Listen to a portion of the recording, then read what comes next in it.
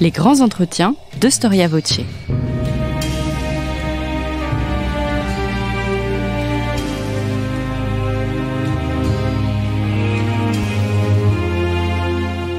On retrouve Ombline de Ternay.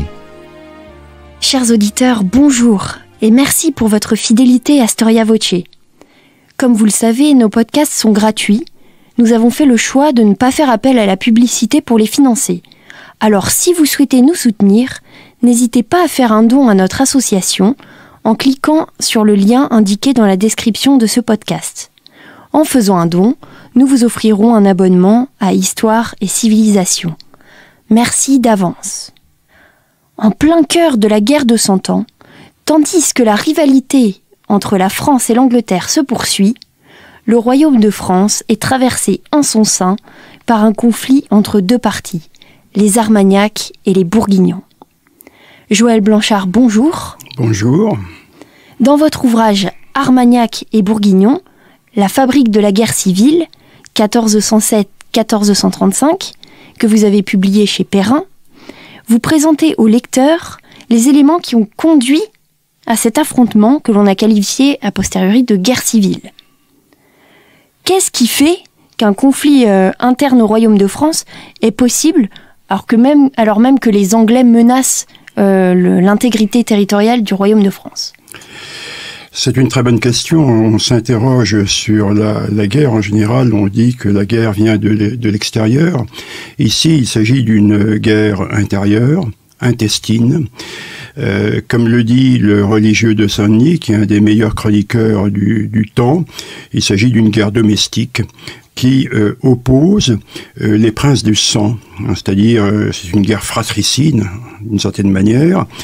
Et l'intérêt de s'interroger sur la guerre civile, qui est aussi l'intérêt de ce livre, c'était d'examiner comment naît la guerre civile, comment elle se développe, c'est-à-dire étudier la genèse de la guerre civile, la façon dont elle se développe avec ses rythmes, sa scansion qui est assez particulière. C'est une guerre qui a pour caractéristique d'être perpétuelle, c'est-à-dire qu'elle est faite d'un cycle de violence et de réconciliation. De réconciliation, c'est ce qu'on appelle dans cette période chez les chroniqueurs du temps des paix fourrées. Qu'est-ce que c'est que fourré ? C'est un terme qui est assez intéressant. Fourré, c'est c'est un terme technique, c'est quand on fourre la laine pour faire d'un tissu 2 pièces, par exemple. Donc c'est une paix fourrée, c'est une paix frauduleuse, c'est une paix qui n'est pas sincère. Et donc, à chaque fois qu'il y a une réconciliation, c'est une fausse réconciliation et le cycle de violence recommence. Et il va se poursuivre pendant une bonne vingtaine d'années, pendant une bonne quinzaine d'années, jusqu'à ce que, en 1435, la paix d'Arras mette un terme quasi définitif à ces luttes entre factions. Donc la guerre civile, c'est bien différent de la guerre de 100 ans. C'est un événement qui prend forme à l'intérieur de la guerre de 100 ans, mais avec ses particularités, ses singularités. Et l'objet de cette étude, c'était justement de montrer comment, dans un contexte bien précis, dans un environnement bien précis que vous avez bien décrit en parlant de la guerre de 100 ans, cette guerre intestine prend forme et se développe. C'est en somme, d'une certaine manière, notre première guerre civile au Moyen-Âge, et elle sert, pour ainsi dire, de matrice ou de modèle pour les guerres civiles qui vont prendre par la suite forme tout au long du XVe siècle. Et alors, comment est-ce qu'on peut expliquer que le règne de Charles V, donc qui s'achève en 1380, laisse place à un équilibre si fragile, propice à la guerre ? Il y a d'abord son fils, Charles VI, mineur. Il a 12 ans quand Charles V meurt. Alors Charles V, sur son lit de mort, avait prévu certaines dispositions pour permettre à ses frères, qui sont les princes du sang, de prendre en main, de gérer d'une certaine manière la régence, jusqu'à ce que le le fils de Charles V soit en mesure de régner, mais c'est un équilibre instable. C'est un équilibre instable parce que le Charles VI est mineur. Il est sacré, il est couronné tout de suite, mais bon, il ne prendra la pleine puissance de ses moyens que plus tard, en 1385. Pendant cette période-là de minorité de Charles VI, c'est déjà une période instable parce qu'il y a des révoltes populaires qui tiennent en particulier à la fiscalité. La question fiscale est une question très importante au Moyen-Âge et naturellement, bien souvent, les sujets, le peuple se révolte contre des impositions trop fortes et il y a comme ça quelques frictions, il y a quelques conflits qui déstabilisent un peu ce début du règne de Charles VI, même si la personnalité du jeune Charles VI est une personnalité assez brillante, parce que c'est un prince guerrier qui a envie de se battre. Il remporte d'ailleurs une victoire éclatante sur les communes flamandes en 1382. Donc il a une certaine stabilité, mais quand même l'emprise de ses oncles, l'emprise des princes, le contexte international que vous avez souligné, les révoltes populaires un peu partout dans le royaume ont tendance à déstabiliser, à déséquilibrer ou à instaurer un équilibre fragile dans ce début du règne de Charles VI. Donc sûrement favorable à la naissance des partis. Alors est-ce que vous pouvez nous expliquer un peu plus qui sont les Armagnacs et les Bourguignons? Alors, les Armagnacs et les Bourguignons, il faut d'abord, pour bien mettre en perspective les choses, il y a un moment important dans le règne de Charles VI qui est le moment où il sombre dans la folie. Un coup de folie dans la forêt du Mans en 1392. Il perd toute lucidité et il est bien évident qu'à partir de ce moment-là, le royaume est sans roi.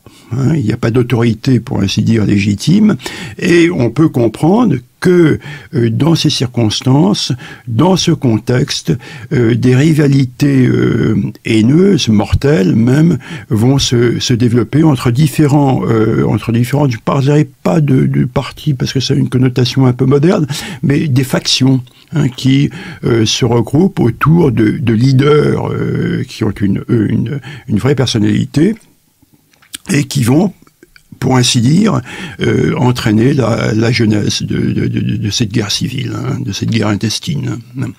Alors, on a deux factions. On a les Orléans, qui sont regroupés, ou encore on les appelle les Armagnacs, parce que du nom de Bernard d'Armagnac, qui est le beau-frère de Louis d'Orléans. Donc la personnalité, le leader, c'est Louis d'Orléans. Et de l'autre côté, du côté des Bourguignons, on a Jean sans peur, qui est son cousin, ils ont deux tempéraments différents. Et ça, les historiens ont bien souligné cette dimension personnelle de cette hostilité qui va se transformer bientôt en une haine profonde, mortelle, comme disent les textes. Il y a Louis d'Orléans, qui est un personnage extrêmement brillant, c'est le frère de Charles VI, cultivé, une belle éloquence, et qui a autour de lui un cercle d'intellectuels qui forment une sorte de cour. C'est quelqu'un en plus qui a des idées bien précises sur la façon dont le royaume doit être dirigé. Et en face, vous avez Jean sans peur, qui lui est plutôt un taiseux, un taciturne.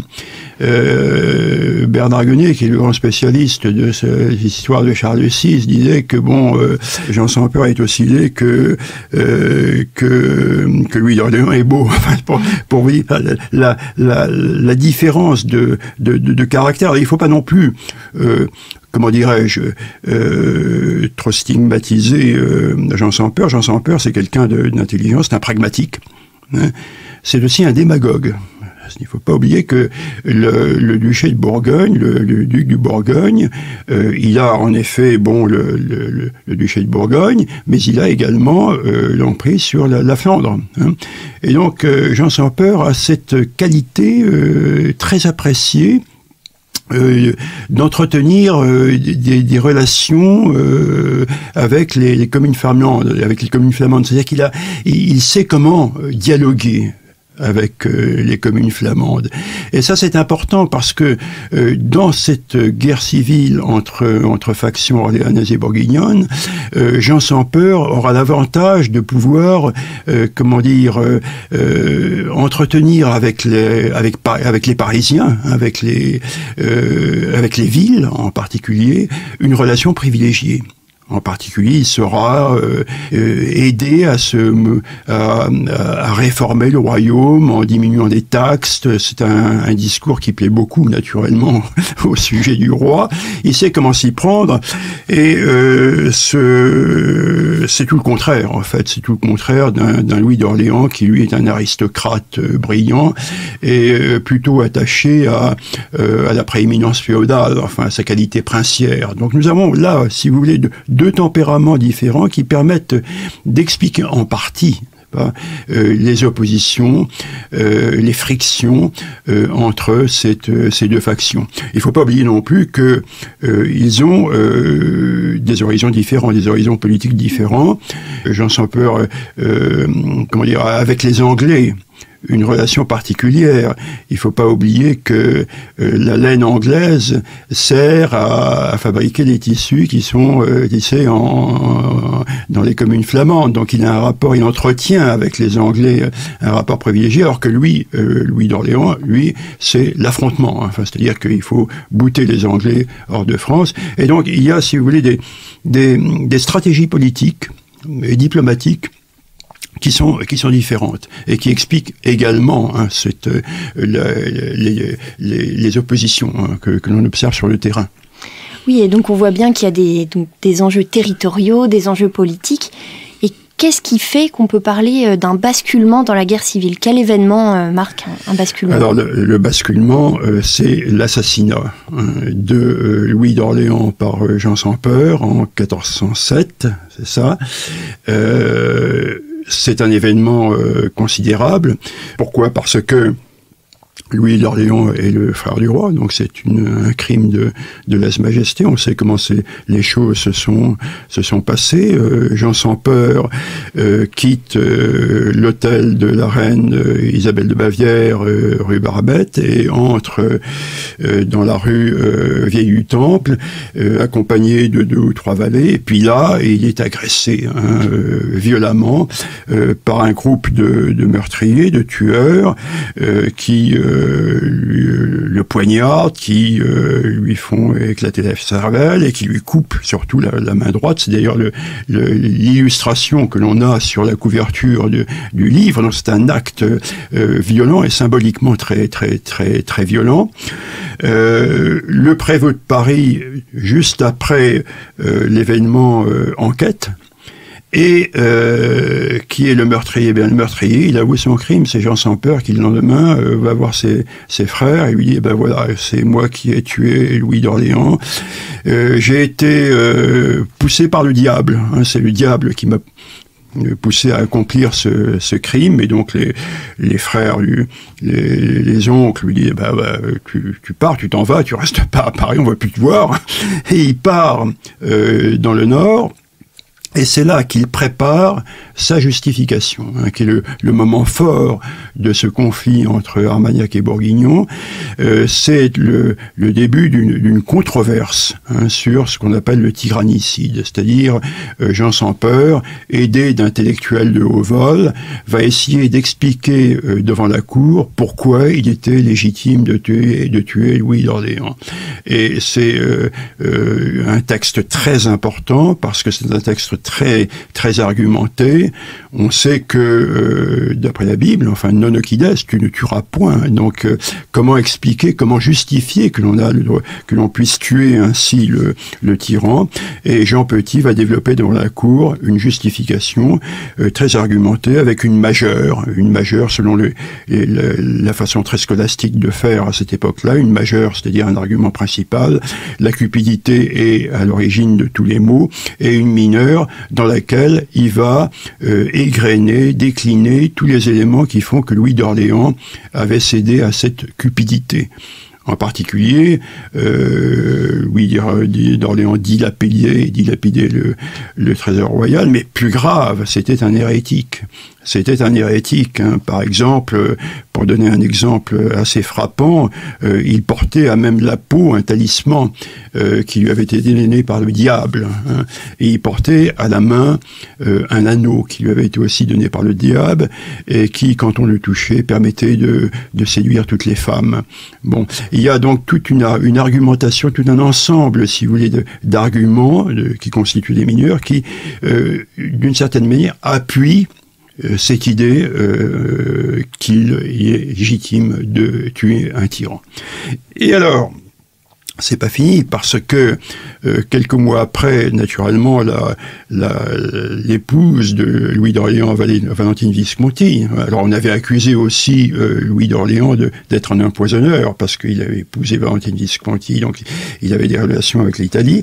Donc Valentine Visconti se présente avec ses enfants devant la cour, habillés de noir, en deuil, et demande au roi, écoutez, rendez-nous justice, mon mari a été... Et alors là, on a une contre-justification qui est le pendant de la justification, qui est présentée par l'abbé de Cérizet, et qui consiste à inverser la charge de la preuve. C'est-à-dire que l'hérétique, le maudit, n'est pas Louis d'Orléans, mais Jean sans peur.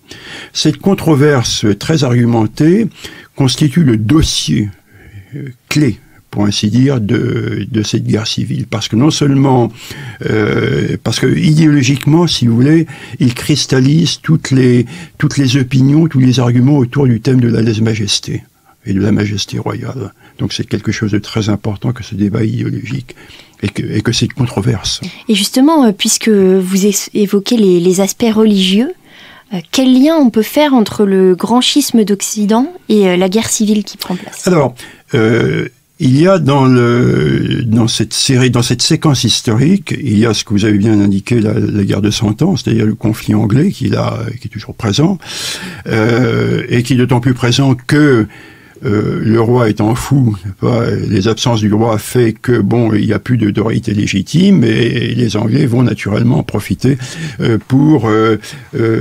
entrer et envahir le territoire. Mais il y a aussi une autre temporalité qui est la question religieuse, à savoir le schisme. Le schisme, le grand schisme d'Occident, on sait ce que c'est en 1378, l'élection d'Urbain VI qui se tient à Rome, qui se passe dans des conditions très mauvaises. Les cardinaux quittent Rome et élisent un autre pape, Clément VII, c'est ça. Et donc, à partir de ce moment-là, on a un pape et un antipape. C'est le début du schisme qui va durer, naturellement, pendant plusieurs dizaines d'années. Et le lien avec, si vous voulez, la guerre civile, c'est que chacun des partis va prendre parti pour l'un ou l'autre pape. Et non seulement cela, mais n'arrivant pas à décider qui est coupable du crime, on va exporter le procès devant le concile à Constance. C'est pour ça qu'il y a, si vous voulez, une implication indirecte entre la guerre civile et le schisme. Et toute la difficulté, pour ainsi dire, de ce livre était de pouvoir mener de manière simultanée ces différentes temporalités. Et donc, dans ce contexte, est-ce que vous pouvez nous expliquer ce qu'est l'ordonnance de Simon Caboche? Comment en est l'idée de réforme? Alors, et finalement, quelle est la place de Paris aussi dans cette... Paris a une place très importante, naturellement, majeure, capitale, parce que c'est la capitale du royaume, mais c'est là que tout se passe. Hein. Et c'est là que se déclenchent les révoltes populaires. On en trouve aussi en province, mais c'est vraiment à Paris que ça se passe. Et Paris est au centre d'un débat qui n'est pas nouveau, qui est celui de la réforme. La réforme, c'est un peu un mot magique, c'est-à-dire comment bien gouverner le royaume, en instaurant un dialogue entre le roi et ses sujets, en imposant modérément les sujets, en leur demandant leur accord quand il s'agit de faire la guerre ou des choses comme ça. Bon, ce besoin de dialogue, il s'exprime dans les États généraux. Il s'exprime aussi dans des révoltes populaires, et la situation politique étant extrêmement instable et complexe, on comprend les factions se développant, on comprend qu'il y ait à Paris des tendances opposées, avec ce qu'on pourrait appeler des radicaux, des extrémistes, et une tendance modérée, qui appartient, on parle de l'université ou de la haute bourgeoisie. Et donc, Paris est le centre de désordre, avec des crispations, avec des crises aiguës, des violences très violentes, pour ainsi dire, au cours duquel les émeutiers s'en prennent pas simplement aux leaders d'une ou de l'autre faction, mais s'en prennent carrément à la cour, au roi et à sa suite. On emprisonne des gens qui sont dans l'entourage du roi. Donc c'est des actes extrêmement violents. Et les leaders de ce mouvement sont ce qu'on appelle les cabochiens, qui appartiennent à la corporation des bouchers parisiens, qui est une corporation très forte, très puissante, avec à sa tête Simon Caboche, d'où le nom de cabochiens.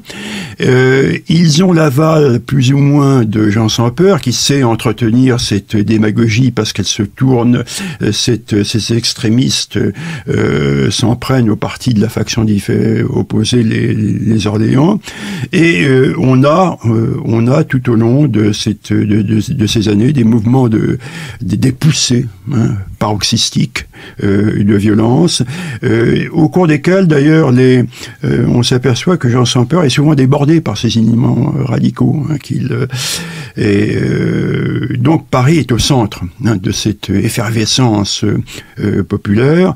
Alors il y a la date de 1413, au cours de laquelle, début 1413 dans les États généraux, et puis dans le courant de l'année 1413, les exactions commises par les éléments les plus radicaux de la population, suivies, comme toujours, d'un renversement, c'est-à-dire d'un retour à la paix avec corriger et punir, c'est-à-dire le roi ou ceux qui le représentent reprennent l'autorité et arrivent à éliminer ces éléments radicaux. Mais vous avez tout à fait raison de montrer que Paris est un enjeu. Parce que qui a Paris, celui qui possède Paris, a aussi la main sur le roi, et donc a une certaine forme de légitimité. Donc c'est très important de voir comment se passent ces mouvements, ces déplacements entre les princes pour essayer de capter l'attention et la bienveillance des Parisiens. Et donc est-ce qu'on peut dire que la suppression de l'ordonnance de Simon Caboche marque le début de la modération, en quelque sorte, de la guerre civile? Oui et non, parce que, comme je le disais tout à l'heure, c'est un cycle.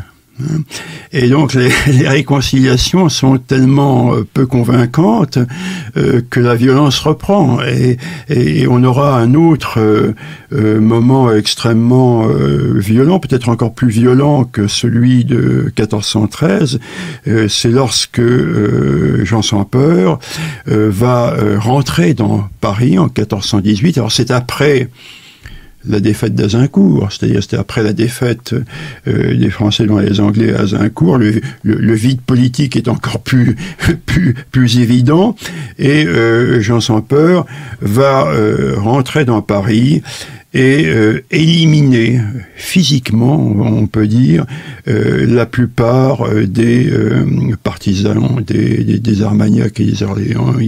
En particulier, ils vont tuer un certain nombre d'intellectuels extrêmement brillants qui constituaient qui était la sève du premier humanisme en France. Donc vous voyez qu'on a 1413, mais 1418 est aussi un cycle de violence. Et puis il y a aussi 1419, où là, l'assassinat de Jean sans peur est un nouveau coup extrêmement violent. C'est la réponse à 1407, l'élimination de Louis d'Orléans. Donc là, vous voyez que la guerre civile continue et ne s'arrête pas. Et les ordonnances, qui sont nombreuses d'ailleurs, parce que il y a quand même un conseil. Le roi est absent, mais alors à ce moment-là, c'est le dauphin qui le représente, avec un conseil. Il est entouré d'un conseil où l'on trouve les princes du sang qui s'opposent, mais également des conseillers modérés, comme vous disiez, qui prennent des ordonnances pour essayer de calmer le jeu, pour essayer de désarmer surtout les émeutiers, mais ces ordonnances, elles sont sans effet. Donc on les multiplie, mais la guerre civile continue. C'est-à-dire c'est un mouvement perpétuel, en somme. Et vous parlez de l'opinion publique à ce moment-là. Donc qu'est-ce que ça désigne, l'opinion publique au Moyen-Âge ? Alors l'opinion publique, c'est un terme très ambigu, il faut faire attention, parce que c'est un terme, le terme d'opinion, on serait plutôt tenté de l'appliquer à partir du XVIIIe, lorsqu'il y a effectivement une critique du pouvoir mieux argumentée. Disons qu'il y a, alors utilisons le terme d'opinion, effectivement, ou des sentiments, par exemple vis-à-vis de Charles VI. Prenons Charles VI, le roi fou. Bon, l'opinion populaire, les populaires, comme on les appelle, aiment leur roi. Ils aiment leur roi, le bon roi Charles VI, ou le Charles VI le bien-aimé. On sait qu'il est malade, on sait que ses absences sont de plus en plus nombreuses, parce qu'au début, il y avait des rémissions, et puis ensuite la maladie s'est installée, et puis on s'est pour ainsi dire habitué ou familiarisé avec cette maladie, mais les populaires gardent un bon souvenir de Charles VI, et lorsque les Anglais débarquent en France, lorsque Henri V entre à Paris, le peuple pleure. Pourquoi ? Parce que le roi est abandonné et délaissé. Il est abandonné, il est laissé, pour ainsi dire, dans un état tout à fait misérable, sans avoir de finances, sans avoir le moyen, pour ainsi dire, de continuer à avoir un état princier, une espèce de déréliction de Charles VI. Et là, le populaire pleure le souvenir de ce bon roi. Oui, ils ne sont pas forcément restés sur le souvenir du bal des Ardents, par exemple. Oui, le bal des Ardents, alors c'est compliqué, parce que le bal des Ardents, c'était en effet c'était quoi ? C'était un charivari, on se souvient, le bal des Ardents, c'était 1 an après la folie de Charles VI. Il s'agit de célébrer un événement, il s'agit du remariage d'une veuve. Donc ça, c'est un événement, naturellement, qui donne souvent lieu à des festivités avec des excès. Alors, le roi, avec un certain nombre de ses compagnons, se déguise en homme sauvage. Ils s'enduisent de pois, et puis ils entrent dans une pièce, là où se trouve la cour, et ils commencent à faire une espèce de mascarade. Et à ce moment-là, il y a Louis d'Orléans, son frère, qui rentre dans la salle avec un valet, et il essaye de reconnaître les personnages qui sont ainsi déguisés. Il demande à un valet, approche ta mèche, approche ta torche là pour que je vois, et c'est là que il s'enflamme. et que ils sont brûlés, le roi arrive à s'en sortir. Donc là, en effet, il y a... alors ça a servi, en particulier ce charivari, cette séquence absolument grotesque. On a dit tout de suite, attention, c'est Louis d'Orléans qui a voulu tuer son frère. Un argument de plus, naturellement, pour dénoncer son pouvoir, et l'accuser du point de vue des Bourguignons. Donc, vous voyez, un ensemble d'événements, parfois difficiles à expliquer, parce que tout ça est pour ainsi dire, se produit en même temps, avec des contradictions, aussi bien que souvent les historiens ont parlé d'une période complexe, d'une séquence historique complexe, voire confuse. Mais je pense que il était important de décomposer, de démonter le mécanisme de cette guerre civile. Et c'est ça, finalement, l'objet de ce livre, en entrant dans les détails et en essayant de trouver, pour ainsi dire, une logique, une rationalité dans un ensemble d'événements qui sont irrationnels, pour ainsi dire. Et est-ce qu'on peut dire que les Anglais, finalement, profitent de cette situation de guerre civile en France pour faire de la récupération politique, pour favoriser des alliances qui leur permettraient de s'emparer du royaume ? Ah bah absolument. Il y a en particulier donc il y a toujours cette volonté du roi d'Angleterre d'obtenir la couronne, parce que héréditairement il a une légitimité, puisque Édouard III, l'ancêtre de Henri V, était par sa mère et avait pour ainsi dire une légitimité à avoir le royaume de France. Ils ont continué, les Anglais, à exiger, pour ainsi dire, la couronne et puis tout ce qui va avec, c'est-à-dire les territoires sans ressort et en pleine souveraineté. Donc il y a ce point. Il y a aussi le fait que ça a entraîné, cette guerre civile, un rapprochement entre les Bourguignons et les Anglais, une sorte de liaison dangereuse, que j'appelle les liaisons dangereuses entre les Anglais et une des deux factions qui étaient les Bourguignons, pour des raisons économiques que je vais expliquer.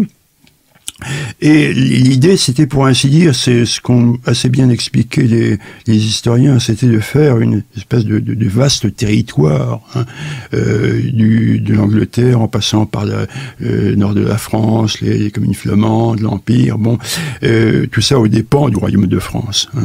Donc, très certainement, les Anglais ont eu une opportunité et ont agi par opportunisme. C'était évident. Enfin, il y avait un vide, il y avait une absence d'autorité, et le roi d'Angleterre, Henri V, était un roi très prudent, très sage. C'était un bon roi. Il a su utiliser, pour ainsi dire, les circonstances pour avancer ses pions. Et alors, dans ce contexte, quelles sont les conséquences de l'assassinat de Jean sans Peur ? Alors, les conséquences de l'assassinat de Jean sans Peur, elles sont terribles, parce que l'assassinat de Jean sans Peur va faire basculer les Bourguignons justement du côté des Anglais. Il y a un désir de réparation. Assassiner un prince, eh bien, c'est une atteinte à l'honneur. Et l'honneur est une valeur forte au Moyen-Âge. Donc on demande réparation. Et toute la fin de cette guerre civile, jusqu'à 1435, c'est-à-dire le traité d'Arras, tout cela la conduite des Bourguignons va être motivée par ce désir de réparation. Réparer le meurtre de Jean sans Peur, c'est ce que va demander Philippe le Bon, par des acquisitions territoriales, par toutes sortes de mesures, et là nous sommes, pour ainsi dire, si vous voulez, comment dirais-je, dans une représentation très forte de ce qu'est l'honneur au Moyen-Âge, à savoir général, c'est cette demande de réparation, hein, un désir de, oui, on peut dire de vengeance, d'une certaine manière, mais surtout de réparation. Hein, voilà. Et finalement, est-ce qu'on peut dire que, à la signature justement du traité d'Arras, entre les Armagnacs et les Bourguignons, il y a un gagnant ou un perdant? Il y a un perdant, ce sont les Anglais. Hein. Ce sont les Anglais parce que, entre-temps, il y a eu l'épisode Jeanne d'Arc. Hein. Il y a eu le roi de Bourges, Charles VII, hein, qui a mis du mal, pour ainsi dire, à se relever, enfin, et qui a gagné en confiance. Hein, et qui a su, grâce à des médiateurs ou des médiatrices, rétablir le dialogue avec le duc de Bourgogne, qui est quand même appartient à la famille royale, donc il y avait la nécessité de se rapprocher. Hein, et le traité d'Arras en 1435 met un terme à l'alliance anglo-bourguignonne, fait se rejoindre Bourguignon et le futur Charles VII, et c'est à ce moment-là que le terme d'Armagnac disparaît du vocabulaire politique. C'est-à-dire que avec la disparition du terme d'Armagnac, disparaît, pour ainsi dire, la guerre civile et cette atmosphère de factions, de conflits domestiques et fratricides. Et comment est-ce que Jeanne d'Arc a été perçue à son époque?